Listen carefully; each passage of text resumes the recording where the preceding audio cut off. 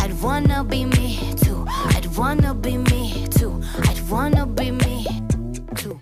On the spot, I am so excited and thrilled to have this lady. I admire her. I feel that she has a spark of life no matter what. So I'm so excited to be having this ride with the beautiful Brenda Hennessey. Hi. Hi, guys. Are you excited? Yes, I'm so excited. Thank you for having me. I love watching you. Oh, I love thank watching these clips. Thank you, Brenda. And I'm super excited because you're such a beautiful and open soul. Thank you. And like I told you before, I think it's awesome to show our lives, not just what we put on Facebook or social media, Instagram, because you just put like the positive, and that's fine. But I think that if people are watching this and we could help anyone out there, I think it's so rewarding to Definitely. show. What do you Definitely, I 1000% agree with you that the things we post on Facebook are the best of us. Yes. I mean, there is some people that post their negatives. I'm not one of those people. So I'm always posting the positive things, but my life isn't that way. My life hasn't been that way. My life has been really hard. I just choose not to dwell on a lot of those things. dwell on it? And we put so many timelines in life. I mean, right? You just hit it there. What do It's you like think? timelines. We're always comparing. And I do it with my kids sometimes, and it sucks for them because sometimes I feel like they should be on this road, and I compare them to other people, You do that, huh? and everybody. I mean, I Yes. learned from every one of my friends. I learned from you. I learned from everyone in the office, from family, and it took one friend telling me on a walk, and she said, their path is not your path. Your Yes. path was different. So yes, timelines is something that I think all struggle with. We're all trying to be on everybody else's timeline. Yes, and we have to understand it's our own path. There's Exactly. no expiration as well. Right. I think right. I think you got married really young, didn't you? Yes, so I was with my first husband since I was 14. We were high school sweethearts. 14 years old? 14 years old. He was my first boyfriend, my first everything. And Everything, huh? yes, yes, everything. Hey, everything. I hope so at 14. Yes, at 14.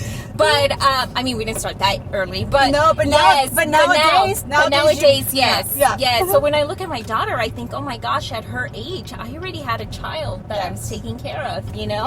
So I'm proud of What her age? that she's 18. Oh. Actually, she's 19, but at 18, I already had a child that I was caring for. Oh my God. And that marriage, he was a very sweet man, but at that age you can't blame him. He hadn't lived his life, so even though that relationship was very hard on me, probably scarred me in a lot of different ways, I can't blame him.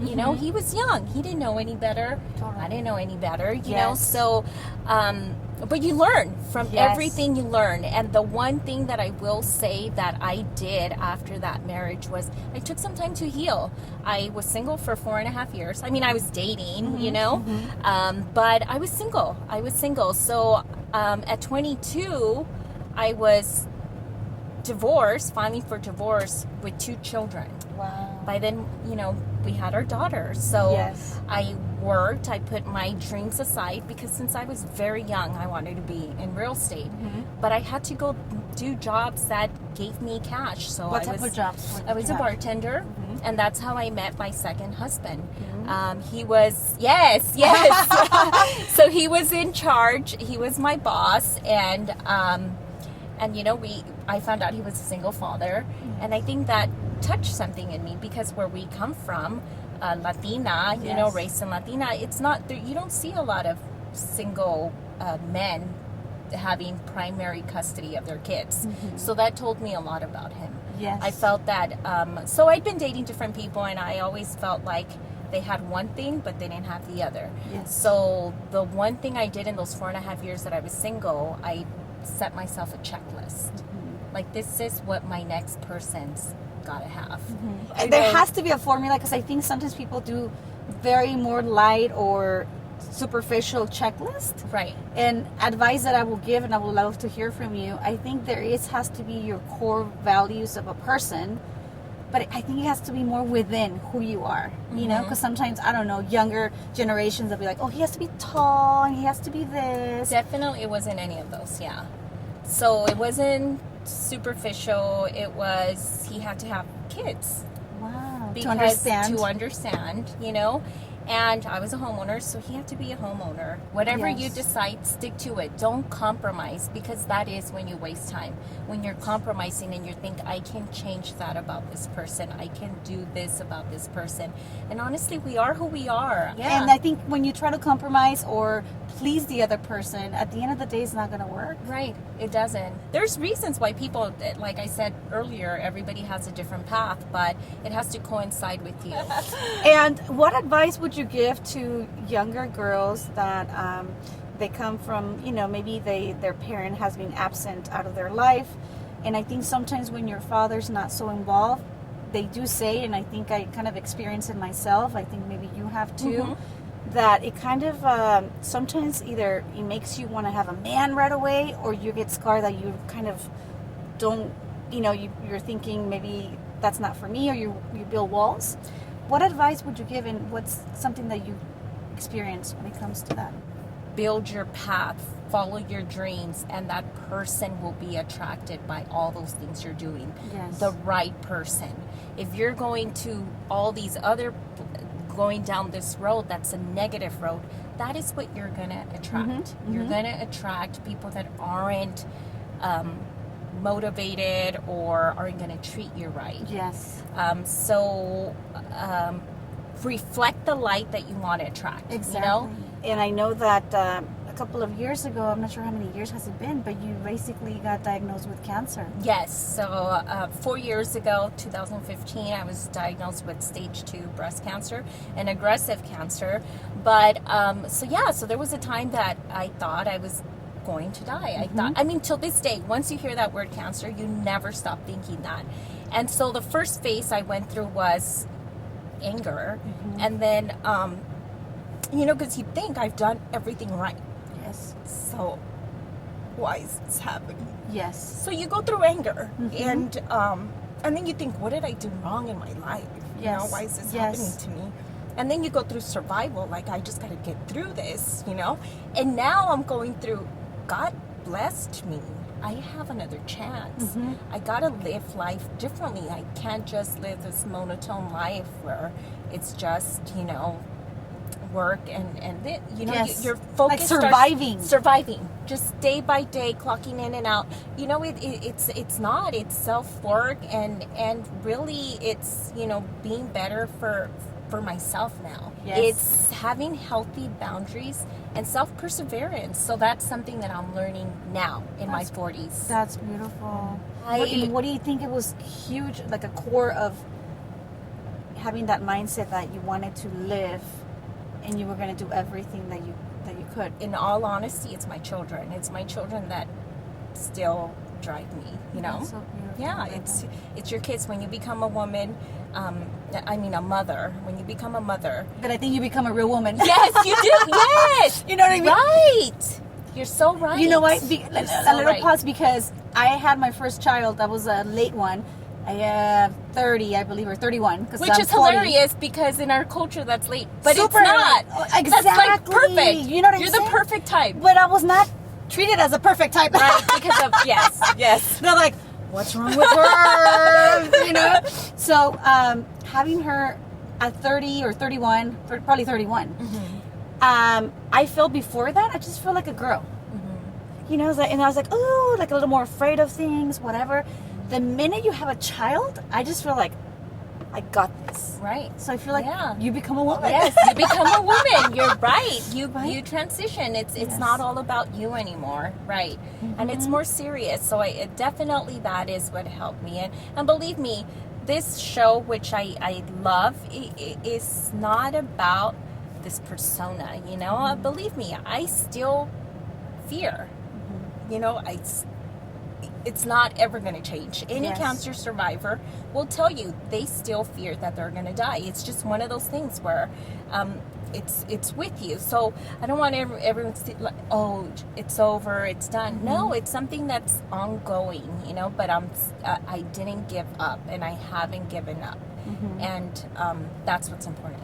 I think you had mentioned to me that they diagnosed you with PTSD, so post-traumatic syndrome. So I go to City of Hope every 28 days, and you know they're so great there. And How do they come up, like how do they say, you know, because this is really good to know. she's so my doctor did you go just for said, something, or the doctors just sit and talk with you, and they ask you what's going on with your life. And she said that I was really sad. She's like, why are you so sad? And every time I'm the person that goes in there and like nothing's wrong with me, you know, like I'm Yes. always fine. Yes. And she said, you We know, you pretend. yes, you pretend. You know, you're probably a good performer, aren't you?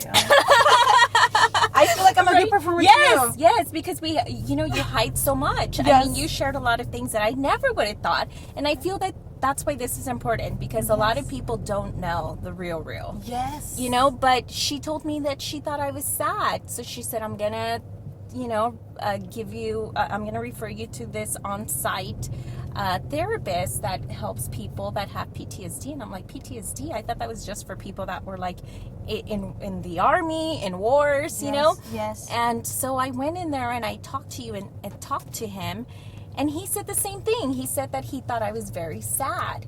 And so I started to self-reflect. You don't grow up knowing all these answers till major things happen in your life. Oh my God, you give me the chills, Brenda, because I think that we're in a very similar place, and I think we're very lucky. Yes. You know what I mean? That we're Yes. still young enough, but have the wisdom to Right. change things. Right. And I think sometimes when you feel that way, I mean, I'm just thinking about you, and it's almost like indirectly you're saying, I don't deserve it, so, you know, and you're not even subconsciously, you're just thinking, I'm always in this other way, so I don't want to be helped. Or it's new to you. It's a new path right. to you. It's definitely been Of discovery. a discovery. Come face to face with a lot of these things that have affected me that I never thought had. Do you think it's about really being real to yourself and vulnerable? I think it is. It's like a fear to really see what's in there? I think it is, because believe me, sometimes I dread going there because it does kind of drain you, you know, Yes. but it is a process that I have learned. It's helped me dramatically. It's the not being stuck, you know, and that's where I think I'm helping myself, Yes. you know, I'm helping myself, but not being stuck. Yes. And learning. I tell my kids, like, you learn every day from everyone you meet. If you pay attention, you'll learn. So that's the path I'm on, learning. And that is huge. But how beautiful to know that you also struggle, and it's deep rooted sometimes. And at the same time, when you open up, people start opening up to you, and then you're helping. Because a Right. lot of us have, you know, there's no perfect human being out there, right? Right. And I think it's just amazing to be able to share and not feel shy, embarrassed, and do a change, not just talk about it. So Right. we're big on self-development. Yes. I'm learning. I can still help people, but I have to set my Boundaries. Yes. for self-perseverance. Not because I'm saying, oh, I'm not going to help anyone, I'm not going to do all these things. Yes. But at the end of the day, I have to be You here. have to help yourself, Yes. I have to help myself. right? Yes. So that's something that I'm learning, which is my lifelong struggle. Now I'm realizing. You know, because I think sometimes when people see you as a strong woman, a leader of your, you know, group, what have you, people, and then that's your nature to want to help. And like you Right. said, that's beautiful and it's fine. But then it comes to a point that if you just get all that dumped to you, all the negativity, and then you don't get anything in return, you're actually damaging yourself. Yes. Inside of you. Right. Your stress, your anxiety, you touched on that. Everything. You Yes, know? everything goes. And, you know, sometimes in life, you just have to realize not everyone's burdens are yours to carry. Shit. That is beautiful. And something that I was just thinking when you're saying that, I don't know about you, but I think sometimes for me, I was thinking people will say, are you stressed? Are you this? And I always say, no. And I was like, what a liar, okay? But literally, I thought no, because I've always been a overachiever. Like, even since I was a little girl, I was like, I need to get straight A's. I need to do this, right? And I realized I'm glad I went that route because it was my distraction. Right. Of all my doubts and insecurities and things going on in the household, you know what I mean? Because, domestic violence and all that stuff. And for me, I picked, let me go this route, right? So I felt that I always had stress in my life, even as a child, like if you look at your parents fighting, what have you. But I, back in those times and being, Mexican, they're doing their best they can. Right. And I love my parents, and I actually made peace with my father. I had shared that with you. Yes, you did. And because he had his story as well. Then I realized he had a story himself. So for me, just kept rolling and rolling. And you know what I realized? I'm going to break the chains. Yes. I'm not going to be passing that on. That right there. Right? Let's break those chains. Let's make our people better, our generations. So, but I realized that I dealt with stress and I made it part of my daily life since I was a little girl. So when I say what a liar, it's just because that was my way of, I've always had struggles and stress daily. So it became supposedly normal. Right. But when you get older, now that I just turned 40, You look 20. Thank you. But I realized, I think, like one time I felt a little bit like fainty, right? And I was like, oh my gosh, I need to eat something. So I went to do my physical with my general doctor. Everything came good. He says, everything's good. He goes, I think you're overworked or overstressed. This was about 2 years ago. And I was like, stress? And he's like, yeah. I'm like, okay. He's like, just drink more water. And you just have to learn how to take time off and relax. And I was like, relax? and I almost got upset that that's what he told me, right? Like, I was like, give me a medicine. But have you seen my schedule? You're like, but have you seen my calendar? Yeah, but he said, you need to know how to relax. And I said, well, okay. And that's going to make me feel better? Mm-hmm. Like, literally, this was me 2 years ago. And I would have never, because guessed. I'm a good performer. Yeah, I would have never. So then I was like, ever guessed. what do you mean? And then I kind of got upset a little bit inside. I'm like, relax. To me, I was like, that sounds so weak. Like, okay, whatever. So I kept going. Mm-hmm. I didn't listen. So then I started having stomach problems. And then I couldn't sleep well. So then he goes, I think you're having anxiety. And for me, it's like, what is anxiety? We don't know that. Yeah. I never knew that term. And I'm going to tell you this. And then I feel like, that sounds like for weak people. Right. I am saying that to myself. Right. That's what I think. And I was embarrassed. But then I was like, wait, I should be grateful and happy that it's not something that it has to be treated. Right. Right. So then they go, and I told the doctor, well, you know what? This is good news then, because it's a warning of life. Right. And then I started reading that people, in a sense, especially in the United States, basically a lot of things that are diseases happening, we cause them ourselves. Mm-hmm. That it's all the negative energy that we keep inside of us. Mm-hmm. And that we don't treat ourselves, and that it's weak to say, I feel kind of sad today, I feel kind of down, or you don't express all of that. Right. So I've been going through a transformation as well. To really don't feel bad if I say, no. I don't want to do anything this weekend. Right. I don't want to wear heels today. Right. I mean, real estate heels. Right. Yeah. It's okay. It's okay. Yeah. I'm tired. Yeah. They'll be like, are you tired? No. Right. Yeah. What do you think about those things? 1,000%. That is exactly what I go through. You try to fit everything in, and anxiety is such a foreign thing to us that we didn't know. I never heard that word, anxiety. Right. And so educating yourself and seeing the signs and seeing what's causing you at that moment to stop and think, what's causing me to feel this way? You see, it's hard to recognize it. You don't know.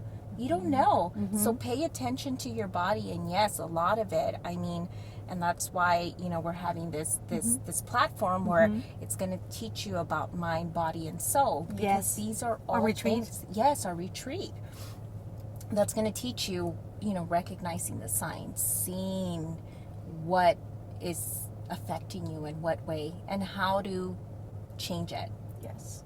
it's about life. We want to be successful in business, but we want to be healthy. Yes. We want to feel good inside. We want to make a difference in the world, right? And Yes, we want to do it all. Yes, and you can. And you can, and then pass it on to your kids. Yeah, yeah. Imagine showing your kids the real way, not just go to work, da-da-da. Yeah, do that. Be disciplined. Right. But be in tune with yourself, with your body, Right. your feelings. Right. Yes. Really have to take care of yourself and be true to yourself. And I'm not saying go out there and be a complete jerk to everyone, you know? Yes. But yeah, yourself first. And what is something big for you this year that, for you, let's just call your Brenda selfish mode, because you're still getting away from that. What are you working on yourself? I am working on not feeling guilty for taking care of me. Because guilt. So what are you doing in order to do that? So are you taking days off? Are you doing, what are you doing for yourself? I'm not gonna lie to you guys.